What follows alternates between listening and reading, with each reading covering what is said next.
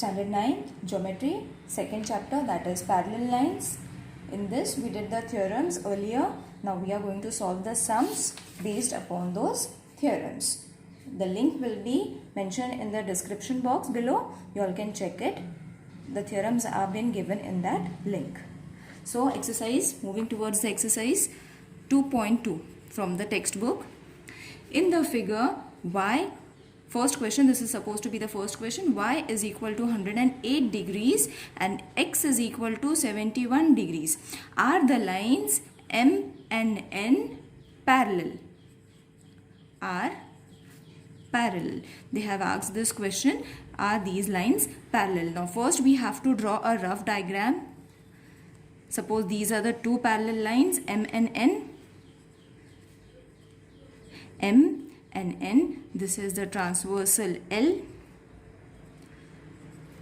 Suppose this is X, which is 71 degrees, and Y, which is 108 degree.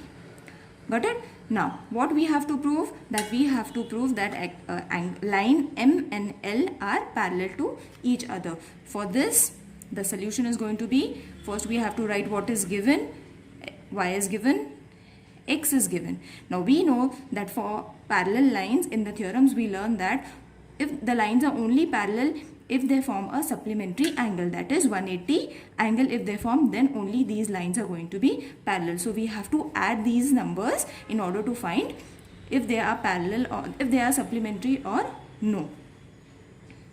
This should be equal to 180 degree. This addition should be equal to 180 degree. So X is supposed to be 71 plus 108, and this will give us the total of 179. This is going to be 179 degrees and this is 180 degree. We wanted 180 degree but it is not 180 degrees, so the lines are not parallel. Therefore M and N are not parallel lines.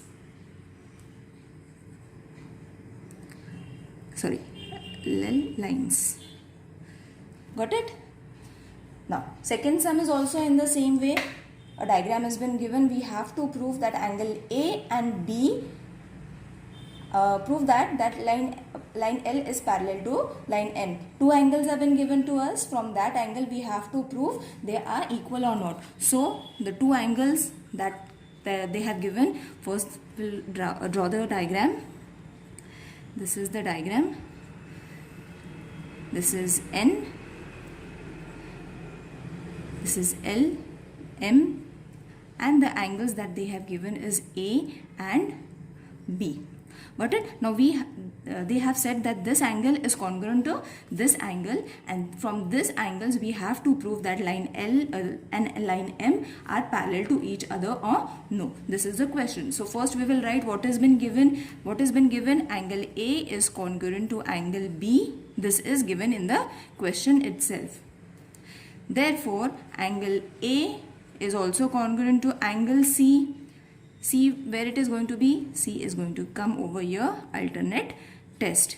Got it? For this we have to give a reason also, that is vertically, this is vertically opposite angle, right?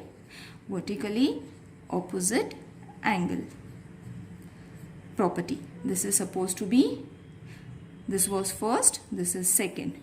Got it? Two reasons we got. From this two reasons, if this is congruent to this, obviously this is going to be congruent, this side is going to be congruent to this side also.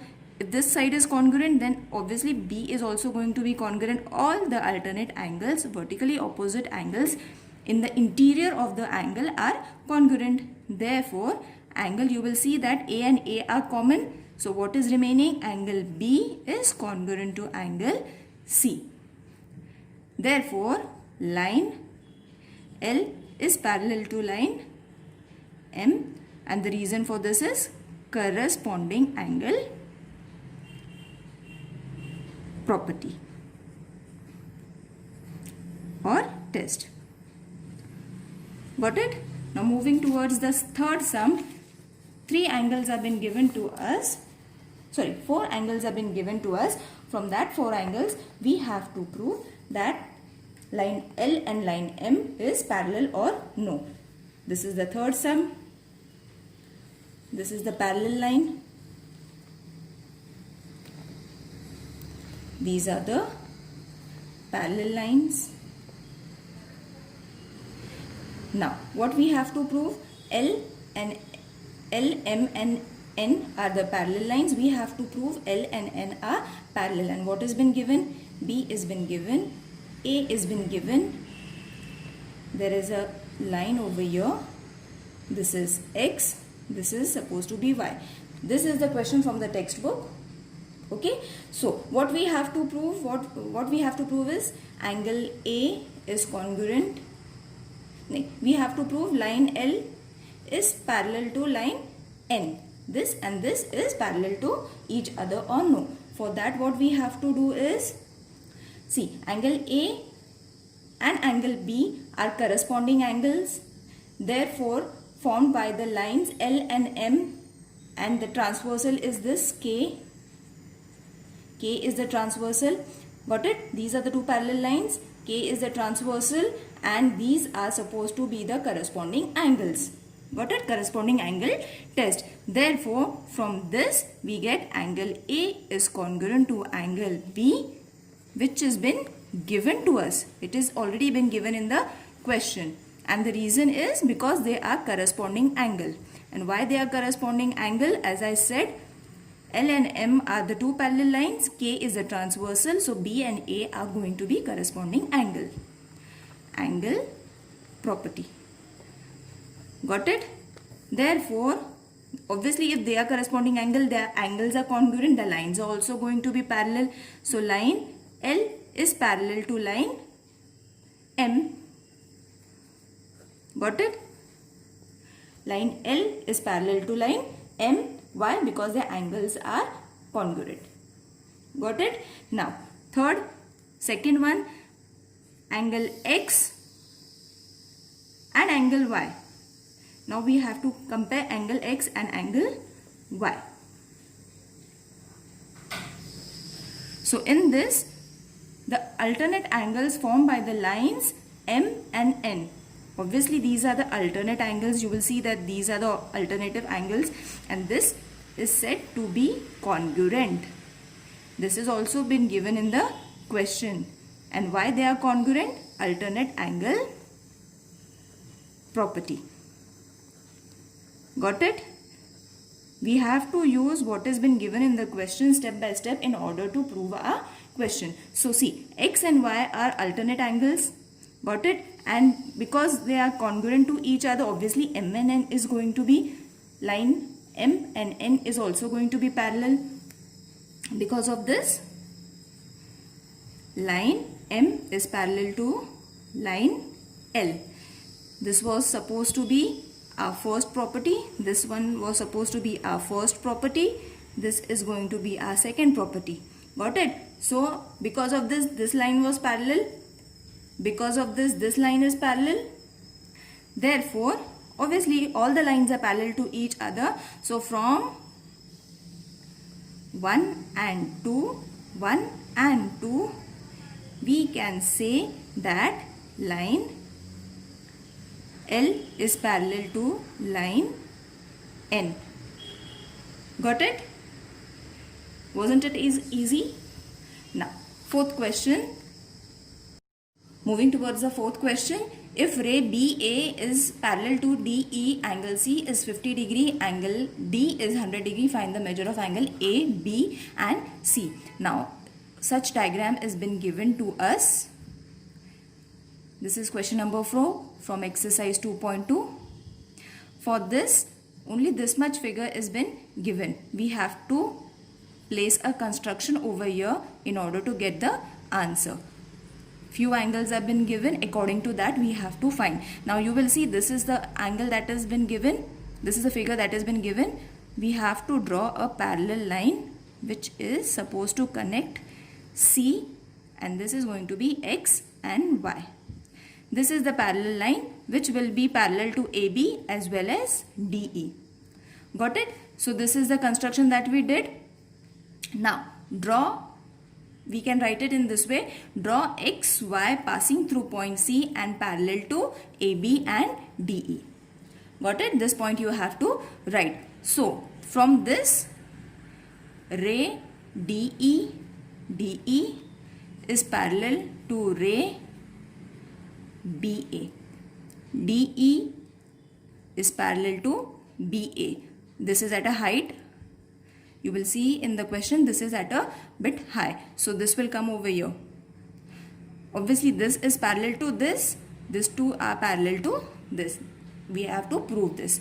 So this has been given to us. Next, ray BA is also parallel to X. Sorry, we can write line or ray. Line XY. AB is parallel to this. First we wrote this is parallel to this, then we wrote this is parallel to this. This is from the construction. So you can write it construction. Got it? So two things we got it. The third thing is ray DE is also parallel to ray BA is parallel to line XY. Obviously this is parallel to this. This is parallel to this. Got it? Because these two are same, we have to take this one and the line XY. Got it? So this is supposed to be our first reason. What we proved, if this is parallel to this is parallel to this, then all three are parallel to each other. Got it? This we proved. So one more thing they have given is EDC is equal to 100 degree. EDC is 100 degree. Got it? So from this, ray DE is parallel to ray XY from first, and line DC is supposed to be transversal. DC is the transversal. So from this reason what we get is angle EDC is congruent to angle DCX, and the reason is alternate angle. You will see this, I'll explain you, wait. See, EDC is congruent to DCX.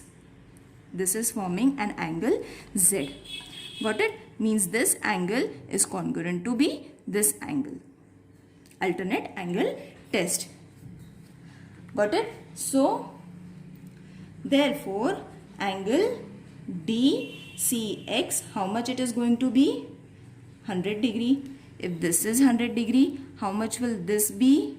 Obviously 100 degree. And why it will be 100 degree? Because these two angles are congruent. Why these lines are congruent? Because these two rays are parallel. Got it? These two rays are parallel. That is why these angles are parallel. That is why we got DCX is equal to 100 degrees. Got it? In this way you have to write it. Next angle, from this you will get the next angle. DCB plus angle DCX is equal to angle DCX. Additional angle property. Got it? So this DCB is 50. So place the number. BCX we have to find, and DCX we have just found it, that is 100. So obviously if we are going to minus 50 from 100, what we will be getting? 50. So angle BCX is going to be 50. Second angle we found, first angle we found. Hope you are understanding it. It is very easy. You have to just put logic, give reasons, and keep on writing and solving the sum. So we got two angles. Got it? From this we got this angle. This was already been given. We subtracted it. Therefore we got BCX. BCX as 50 degree. Got it? So from this 50 degree, again we have to prove one more thing. Ray BA, this is supposed to be BA. We'll first write it and then I'll explain you. Is parallel to line XY. This was from our first conclusion, as I said. And line BC is transversal. Got it? DA is parallel to XY. This line is parallel to this line, where BC is the transversal. So from this property, what we are going to get? We are going to get the interior angles, that are angle ABC plus angle BCX is equal to 180 degree. Got it? These are the interior angles from the diagram that we have got. ABC we are going to get it now. BCX we have, because we found it just now, we found it, that is 50 and 180. So when we subtract 180 from 50, we will be getting 130 degree. Got it? So we got all the three angles, and from all the three angles we got what was being asked. That way. Now moving towards question number 5. Question number 5 is the same. So I won't be solving it because it's almost the same. Only the diagram is different. Same properties, we have to use it. So we will move towards the question number 6. See, a transversal EF of line AB and line CD intersects the point at point C and Q respectively. Ray PR and ray QS are parallel and bisector of angle BPQ and angle PQC respectively. Prove that AB is parallel to CD. Again, angles have been given. We have to prove that the lines are parallel. These are the two lines. Got it? This is the transversal. This is A, this is B, C and D. This is the transversal EF, E, F, and again one more transversal they have drawn in this way. This is supposed to be Q, P, R, and this is the small sign that they have given. I'll show you why they have given this. Got it? So this is the diagram in the question. So first what they have given, we have to write what they have given. From that only further answer is going to be carry forwarded. So first what they said, ray PR is parallel to ray QS. This is given. PR is parallel to QS. These are the lines. These are the rays that they have given, and they have said that these are parallel. This has been given in the question. So, and line PQ is transversal, right? So, from this we got the angle RPQ is congruent to angle PQS by alternate angle test. See, RPQ means this angle is congruent to PQS. PQS means this angle is congruent to this angle. Why? Alternate angle test. Obviously they are opposite to each other and they are forming Z. Got it? This is going to be a first reason. Okay. Now from this first reason, what we are going to get is angle RPQ is equal to half of angle BPQ. Now RPQ is equal to half of BPQ. Obviously this is the full angle. This is supposed to be the full angle BPQ, and RPQ is the half of this bigger angle. This is what they have said. Got it? So again, this also we have to prove it in this way. Angle PQS is equal to half of angle PQC. I'll show you. PQS, this is the half of which angle? PQC. In short, we have to use this only. This is the bigger angle, this is the shorter angle. This is the bigger angle, this is the shorter angle. Got it? So it is the half of PQC. So this is first, second, third. Second and third reason. From this first, second and third reason, what we will get, you will see that few things are similar. So we have to cut and use only what has been asked in the question, what is needed. So from this 3, what is needed? Half is equal to, we will need this and this only. Half angle BPQ is equal to half of angle PQC from first, second and third. Got it? From first, second and third, what we took? BPQ, half of BPQ, half of QC. Got it? From this we took only the half side from both the sides. So from this, half and half is going to get cancelled. Sorry. So when we write this half from the right hand side and carry it forward in this way, from this only half and half is going to get cancelled. What is going to remain? BPQ is equal to angle PQC. Got it? Now BPQ, if they are equal, means they are congruent as well. They are congruent to angle PQC. If these two angles are congruent, see, ultimately it came BPQ and PQC. Automatically this reason came. So from this we can say that line AB is parallel to line CD. Hope you understood what I said. It is very easy. You can rewind it and watch it again in order to understand it. If any problem is there, please mention in the comment box. I'll try to answer. Thank you.